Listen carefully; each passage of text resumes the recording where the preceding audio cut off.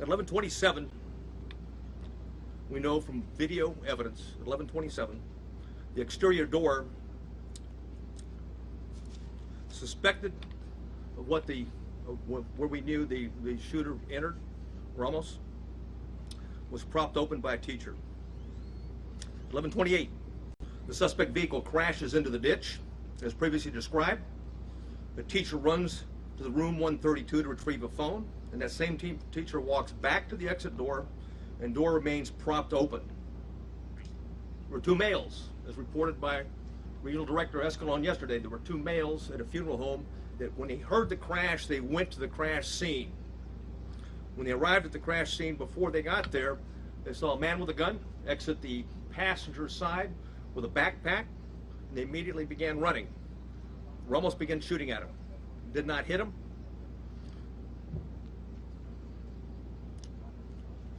One of the males fell when he was running.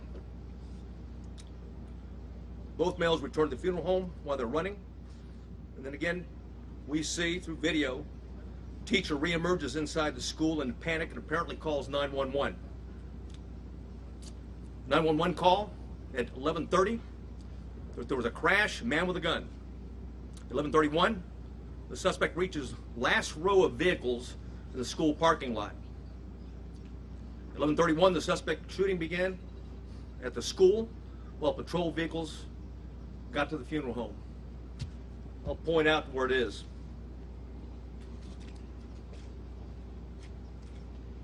Crashed vehicles over here. Suspect hiding behind a vehicle, started walking down, shooting into the classroom. There was a discussion early on that an ISD, Consolidated ISD for Uvalde, was a resource officer and had confronted the subject. That did not happen, as R.D. Escalon talked about yesterday. It was certainly stated in preliminary interviews, but often these preliminary interviews and a cursory walkthrough doesn't reveal the type of information, and certainly, police officers, like anyone else, under stress, sometimes witnesses get it wrong. But the bottom line is that officer was not on scene, not on campus, but had heard the 911 call with a man with a gun, drove immediately to the area, sped to what he thought was the man with a gun, to the back of the school, what turned out to be a teacher, and not the suspect. In doing so, he drove right by the suspect, who was hunkered down behind a vehicle, where he began shooting at the school.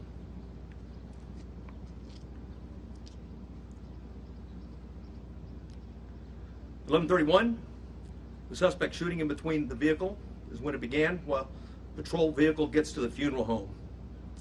Multiple shots are fired outside the school at 11:31. Patrol car accelerates into the parking lot, drives by the shooter. That's exactly what I was talking about. That was the ISD officer at that time. He passes and then leaves the camera view. There's multiple shots fired at the school at 11:32, at 11:32:27, at 11:32:36. At 11:33 is when the suspect entered the school at the door that I'm pointing to now. At 11:33, the suspect begins shooting into room 111 or 112. It's not possible to determine from the video angle that we have at this point in time. We do know this, that he shot more than 100 rounds based on the audio evidence at that time, at least 100 rounds. He entered at 11:33, or 11:33, he started shooting in the classrooms, 111 and 112. And 11:35, 3 police officers entered the same door as the suspect entered. All 3 of those police officers worked for the Uvalde Police Department. They were later followed by another 4, a team of Uvalde police officers, 3, and also a county deputy sheriff. So a total of 7 officers were on the scene. The 3 initial police officers that arrived went directly to the door, and 2 received grazing wounds at that time from the suspect, while the door was closed.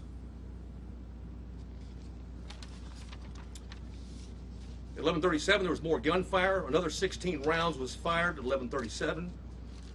1 at 11:37 and 16 seconds, 11:38, 11:40, 11:44. At 11:51, a police sergeant and USB agents started to arrive. At 12:03, officers continue to arrive in the hallway, and there were as many as 19 officers at that time in that hallway.